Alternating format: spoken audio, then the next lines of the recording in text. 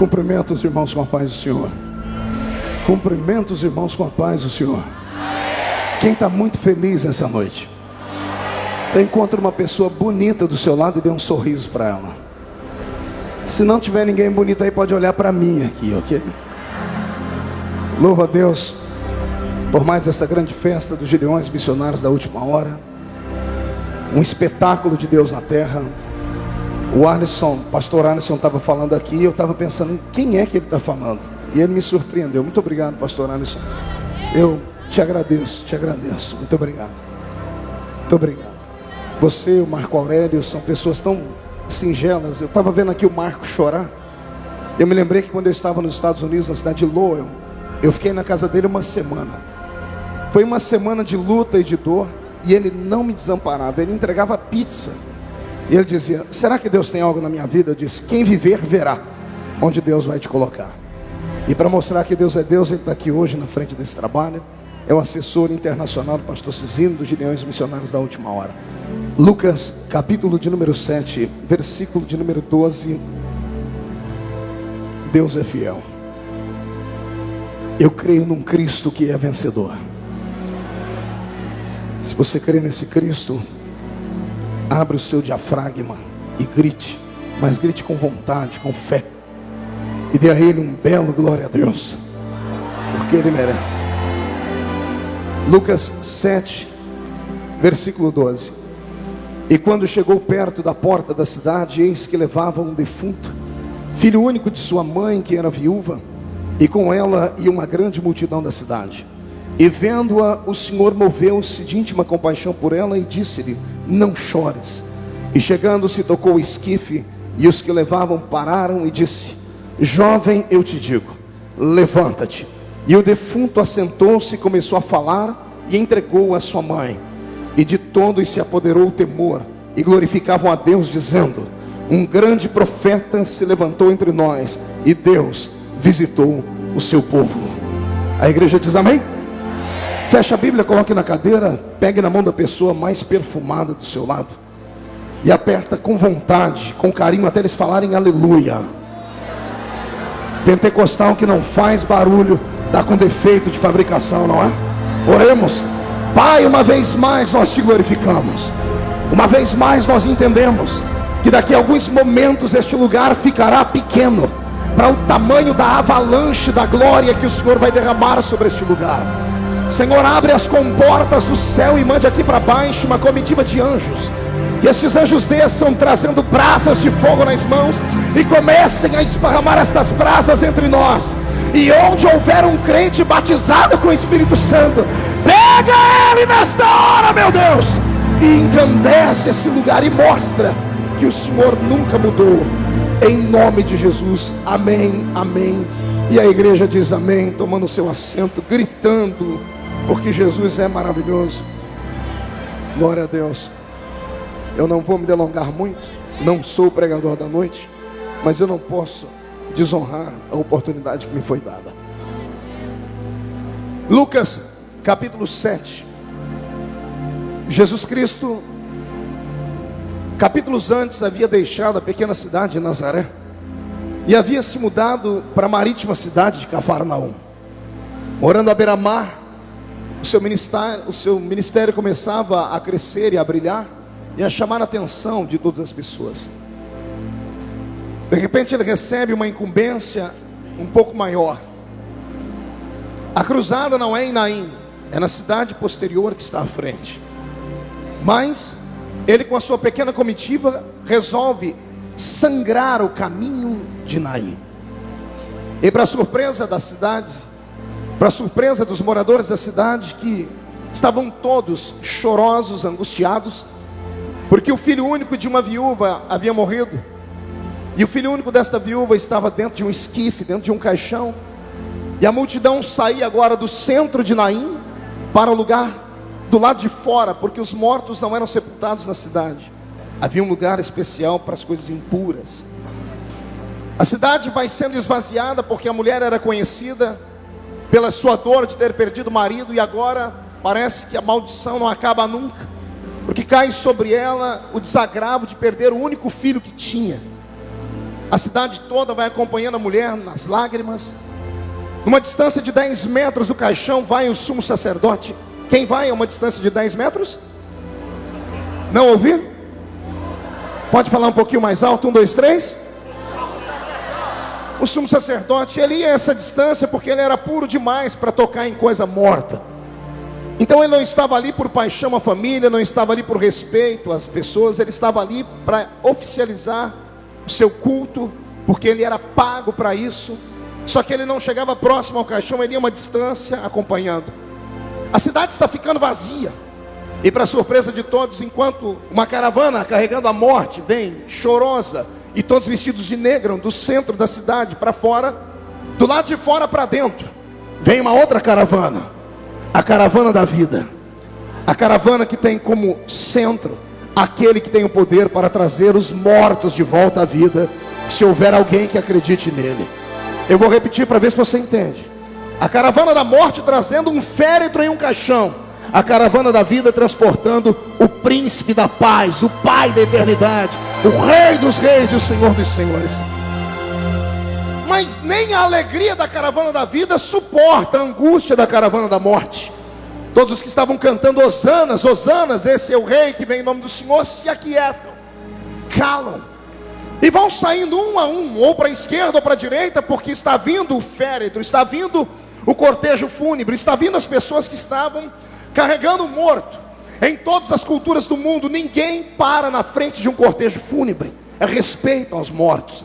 E a caravana da vida que estava vindo ao lado de Cristo cantando, se calam, param e respeitam a morte. Ainda bem que havia um entre eles que não respeitou a morte, porque enquanto a caravana se divide para a esquerda, para a direita, no centro, na frente do caixão, na frente da turba, fica o meu Jesus. Imóvel estava, imóvel ele ficou. As pessoas estão murmurando porque ele ainda não era tão conhecido, e há um sumo sacerdote irado dizendo: eu ainda tenho o ofício das 3, eu ainda tenho o ofício das 6 dentro do santuário, tirem esse maluco daí da frente. Só que ninguém tem coragem de abrir a boca para falar com esse homem, porque embora ele não seja conhecido, o olhar dele transmitia temor, a presença dele transmitia temor. Enquanto todos respeitavam a morte, ele parado estava, parado ficou, porque o meu Cristo não respeita a morte em nenhum momento, em nenhum estágio dela. Talvez seja por isso que ele te trouxe aqui nessa tarde, para que nesse intervalo, antes da mensagem oficial, você já estivesse preparado, porque esta noite é uma daquelas noites únicas, onde tudo que está morto corre o risco de ressuscitar. Eu vou repetir: onde tudo que já está a caminho do cemitério, onde tudo que está livre da esperança ou longe dela, pode ter um choque com o encontro da vida. E eu profetizo: se houver alguém entre nós, ainda que todos disseram, morreu o ministério, morreu a chamada, morreu a família, morreu os sonhos, pode até ter morrido, mas ninguém sepulta, porque o meu Cristo para a caravana da morte e profetiza a vida sobre o seu coração. E se tem alguém que concorda comigo, solta um grito para acordar a cidade toda. Desculpe, eu ainda estou vendo gente que não entrou no culto, já entraram no templo, mas não entrou no culto. Levante a mão direita, por favor, chacoalhe ela. Coloque no ombro de alguém do seu lado, com carinho e respeito. Tem gente que nem para me obedecer presta, ô racinha ruim. Agarrou o ombro do irmão, chacoalhe ele, até ele ficar irritado. Irrita ele, irrita ela, diga: Deus, grite: Deus está dizendo que aquele que crê nele, ainda que esteja morto, viverá.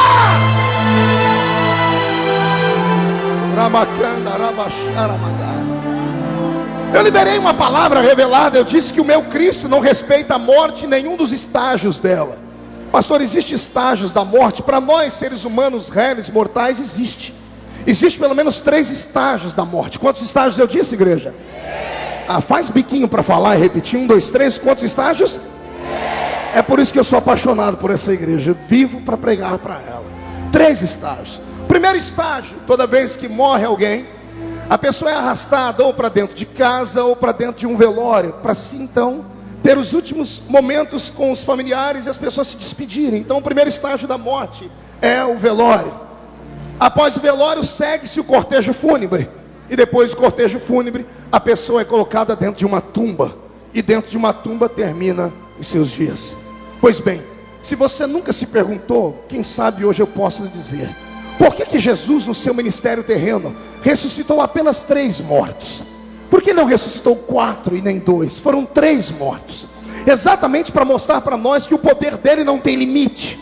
O poder dele pode bloquear a morte em qualquer um dos estágios que ela esteja. O primeiro estágio da morte, eu vejo meu Cristo encontrando a tal filha de Jairo, que a Bíblia faz questão de não dizer o nome da menina. Ela estava morta, estava dentro de casa, estava o velório, o caixão estava bem feito, a menina já tinha sido quase que embalsamada, as flores estavam ali, os parentes estavam ali, os amigos estavam ali. Mas como ainda era o velório, a notícia não havia corrido por toda a terra. Só os vizinhos sabiam daquela morte. Pois o meu Cristo fez questão de parar a morte no começo dela e mandou um recado para a menina ressuscitar. Ou seja, eu aprendo com o meu Jesus, se houve alguma desgraça, alguma miséria que aconteceu na sua vida, agora há pouco, há 5 minutos atrás, o Senhor manda dizer que Ele pode travar a desgraça agora, pode parar a calúnia agora, Ele pode parar nesse exato momento aquilo que anda falando de você. E aquele que começou de manhã falando, antes do final da noite vai ter que receber uma ligação dizendo: para de falar que morreu, porque já ressuscitou, porque já ressuscitou. Você crê nisso? Pois meu Cristo também tem o poder de parar a morte no meio do caminho, no meio do velório. Amigo, não se desespera, irmão, não fique triste. Deixe os maldizentes falarem, deixe os coveiros de igreja falarem, deixe essas pessoas que envelheceram na fé e emprestam a sua língua para Satanás todos os dias. Que seja ele de que patente for, que seja ele de querubim a um reles pastor simples, que seja ele só um membro ou lavador de igreja. Tem pessoas que depois de algum tempo na fé perdem completamente o reduto da esperança, e quando eles olham para você, eles apostam na sua sepultura, eles apostam na sua morte. Meu Deus, eu acho que não tem nenhum pregador que mais ressuscitou nesse país do que eu. Quantas vezes disseram que eu morri, e olha eu Vivinho da Silva aqui, olha. Por quê, pastor? Porque homem mata aquilo que o homem faz viver. Agora aquilo que Deus dá vida, dá para nascer um macho que faça ele morrer. Você está entendendo o que eu estou dizendo? Pode alguém fechar uma porta aqui, pode alguém fechar a porta de um estado aqui, podem fechar a porta de um país inteiro. O meu Deus é dono do mundo. Eu vou repetir: o meu Deus é dono do mundo. E aqueles que maldisseram a sua vida, que estão caminhando a longe 10 metros do caixão, com medo de tocar em você, porque dizem que você já está morto, está imundo, fique tranquilo. Se eles não tocam em você, eu vou te apresentar alguém que toca em você mesmo estando dentro de um caixão. É o meu Jesus. Quando ele parou na frente daquele cortejo fúnebre e viu o sacerdote a 10 metros longe, e viu todo mundo dizendo assim: esse velório tem que continuar, eu tenho que ir para o trabalho. Pessoas que vão a um velório, não têm intimidade com aquele que está morto, querem que aquilo acabe logo. Só houve uma pessoa que ficou feliz quando aquela turba toda parou. Só houve uma pessoa que ficou feliz quando viu o caixão do menino parar. Foi a mãe. Quem foi? Pergunte a mim por quê, pastor? Só fala se todo mundo perguntar. Porque era a única que tinha elo de fidelidade e intimidade com o menino. Para ela, eram mais 5 minutos que ela ia poder ver o rosto do filho a quem ela trouxe a vida. Nenhum pai deveria ter que sepultar o filho. Deveria ser contra as regras cósmicas da natureza e do universo. Só quem já pegou no filho e colocou dentro de um caixão, e teve que fechar as borboletinhas da aba, e ter que levar para dentro de um buraco, sabe o sentimento daquela mãe. Então, se você não entende do que eu estou falando, eu entendo, porque eu já peguei na alça do caixão de um filho. Eu sei o peso e a dor. Mais 5 minutos, era como se a eternidade houvesse parado, mas ninguém está se importando com a mãe. Aí entra o meu Jesus em cena. Ele atravessa o meio da multidão e vai até onde está o caixão. Ele não olha o caixão. A Bíblia diz que o olhar dele era fixo na mãe. O olhar era fixo em quem? Não ouvi. Jesus não está olhando para o caixão, para o morto, ele está olhando para a mãe. Porque todo mundo já havia dito que estava morto, mas a mãe tinha dentro dela uma centelha de esperança. Quando Jesus olhou nos olhos dela, ele encontrou aquela mãe trazendo à sua memória um menino com 8 dias de nascido, e ela com as suas entranhas dilaceradas, mas cumprindo a lei, indo ao santuário, levando um par de rolinhas ou pombinhos e apresentando aquela criancinha a Deus. E ela disse: Deus, o meu filho é seu. E agora ela vê o filho morto no caixão. Havia um ponto de interrogação na vida dela, dizendo: se eu consagrei a Deus, por que é que morreu? A pergunta dessa mulher hoje está estampada no rosto de alguns que estão me olhando aqui. É claro que alguns não param de lixar a unha. Inclusive, diga para a irmã do seu lado aí: isso aqui não é um salão de beleza, isso aqui é a casa do Deus de Israel. Fale para o outro que está mandando mensaginha no celular que aqui não é ponto de encontro. Aqui é um lugar onde nós temos que estar ligados àquele que fez os céus e a terra para que o milagre aconteça. Quando Jesus leu o coração daquela mulher e viu ela chorando, ele liberou uma palavra que só Deus pode liberar na hora da morte. Escute, é a única palavra que só Deus, pastor Carvalho Júnior, pode liberar na hora da morte. Ele olhou para a mãe chorando e disse: não chores. Eu vou repetir. Só Deus pode falar para alguém que viu alguém morrer, dizer: não chores. Quem é que tem coragem de ver uma mãe atracada a um corpo morto de um filho e falar para ela: não chore? Pelo contrário, nós temos que dizer: chora, desabafa, põe tudo para fora, deixa toda a sua dor, todos os seus sentimentos aqui. O choro é alívio. Então o que para todo mundo era normal era ela chorar. Vem Jesus entrar na contramão da avenida e dizer para ela: mulher, não chores. Eu repito, hein? Não chores. Quando tudo diz que não, a sua voz me encoraja a prosseguir. Ouça a voz de Jesus dizendo: não chores, porque o que você está vendo é apenas um fato, é apenas uma vírgula, não é o ponto final ainda. E quando ele diz não chores, todo mundo está olhando para ele apavorado, e ele levanta aquela mão dele. Ô mão abençoada. Eu senti o vento dela passar entre nós aqui. Eu vou repetir, eu estou dizendo que a mão dele já está levantada, erguida, e vai tocar a sua vida nessa noite. Toda vez que a mão dele se levantou, alguma coisa aconteceu de maneira extraordinária. A primeira vez que Deus usou essa mão dele e ergueu ela, foi para criar o nosso pai Adão.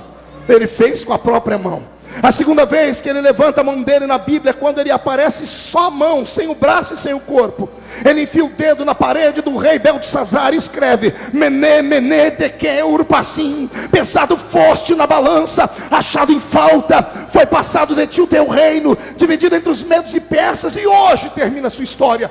Toda vez que ele levanta a mão dele, é para parar um ciclo de derrota e começar um ciclo de vitória. Não sei se você crê, também não estou me lixando para isso. Eu sei que ele me diz que a mão dele se levantou para mudar a sua história nessa noite. Há um divisor de águas acontecendo nesse lugar nesta noite.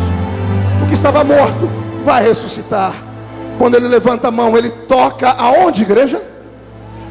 Quem se lembra do texto? A Bíblia diz que Jesus tocou o... Cá para nós. Eu tenho pena do que Lucas escreveu, porque Lucas era médico e conhecia a cultura judaica, sendo grego. E ele sabia que nenhum judeu tocava em nada que era morto. Na verdade, ele quis deixar Jesus um pouco mais santo do que ele era. Se eu conheço meu Jesus, atrevido do jeito que era, ele foi logo botar a mão no peito do defunto. Porque esquife é de madeira, e madeira não precisa de ressurreição. Flores não precisam de ressurreição. O véu que estava sobre ele não precisava de ressurreição. O que precisava de ressurreição era o corpo dele, que estava endurecido, estava roxo, o sangue estava coagulado, a pupila dos olhos estava estourada, a mucosa da boca estava seca, a língua estava enrolada para dentro. Boa parte de tudo que estava dentro dele foi arrancado, e ele havia sido embalsamado, costurado e embrulhado num pano igualzinho Lázaro. Era esse corpo que precisava de ressurreição. E pense num Cristo que, quando dá uma ordem, aquele que tem juízo obedece. É o meu Cristo. É esse que você está sentindo a presença dele aqui.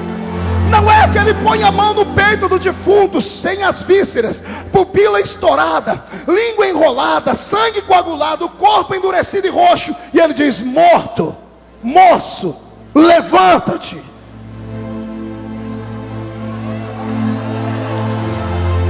Você não entendeu? Eu estou dizendo que ele pegou um corpo podre, ele pegou um corpo sem vísceras, cheio de especiarias para embalsamar, ele pegou um corpo embrulhado numa túnica, ele pegou um corpo que estava roxo, sem mucosa na boca, sangue coagulado e a sua visão estourada, a pupila dilacerada, e ele diz a ele: levanta.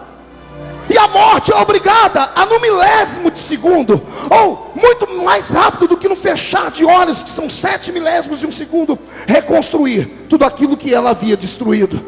E eu quero que você me acompanhe os passos. Quando ele diz levanta-te, a voz dele entra no ouvido do defunto, e a voz dele aquece o corpo dele numa velocidade, num grau tão forte que faz o sangue inteiro coagulado se derreter. Quando o sangue dele se derrete, vira líquido e começa a inchar todas as veias que estavam murchas. Quando chega na parte do corpo que estava tudo arrancado, eu não sei como, eu sei que a morte foi obrigada a devolver tudo aquilo que tinha sido arrancado. Nasceu o coração novo, nasceu o pulmão novo, nasceu o fígado, nasceu o bofe, nasceu o intestino grosso, nasceu o intestino delgado. E se você não crê, o problema é seu, Tomé. O meu Cristo pode. Ele deixou escrito na palavra: operando eu, quem pode me impedir?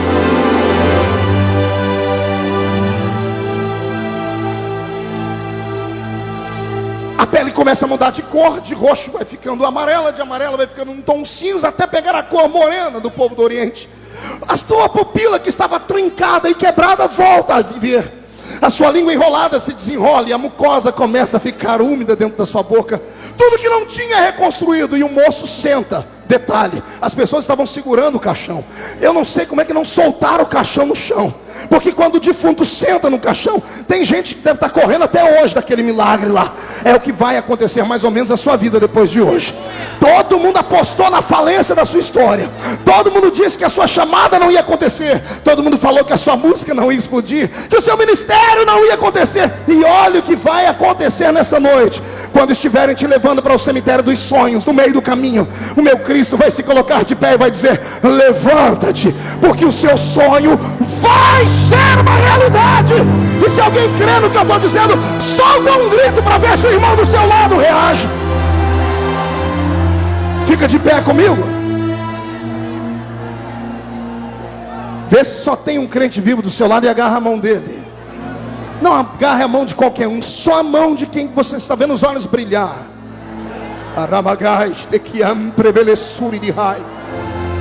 Cada pregador tem que ministrar na área em que foi chamado. Eu ministro mensagens que colocam o homem de pé, porque eu vivo isso todos os dias. Eu vivo ataques todos os dias.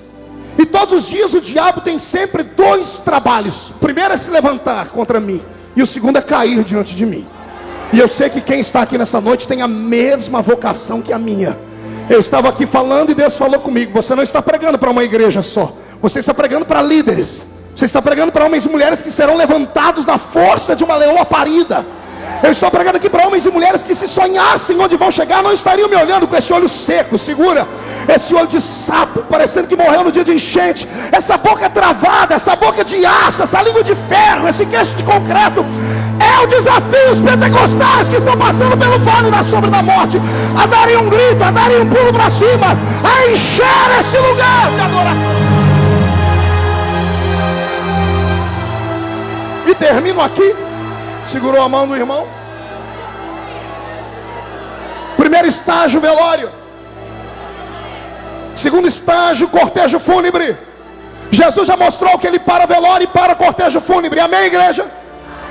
Olha para o seu irmão e diga: aperte o cinto para não cair. Porque agora ele faz o improvável. Ele vai para a porta de uma sepultura lacrada há 4 dias. Tem um defunto lá dentro em estado de deterioração. A família do defunto avisou ele: já está cheirando mal. E ele disse: não me interessa como está, eu vou provar que quem manda nessa jossa de vida sou eu. Eu vou provar que o homem ou a doença ou o diabo pode até matar, mas eu tenho poder para ressuscitar e reescrever a história. E quando arrancam a pedra da porta do defunto Lázaro, ele olha para dentro, primeiro olha para o céu e dá graças ao Pai. Quando ele olha para dentro da tumba, ele chama Lázaro pelo nome. É o único defunto que ele chama pelo nome. A filha de Jairo ele não chamou pelo nome. O filho da viúva de Naim ele não chamou pelo nome. Mas Lázaro ele chamou pelo nome. Pergunte por quê. Lázaro estava num cemitério. Milhares de mortos estão ali. E embora o desejo do coração dele fosse que todos ressuscitassem, somente aquele que viveu uma vida de intimidade com ele tinha o privilégio. É por isso que mesmo dentro de uma tumba com dezenas de mortos, ele grita Lázaro pelo nome. Ele diz: Lázaro, quem ressuscita é só você. Quem está morto à sua esquerda, à sua direita, à frente, atrás, deixa ele por aí.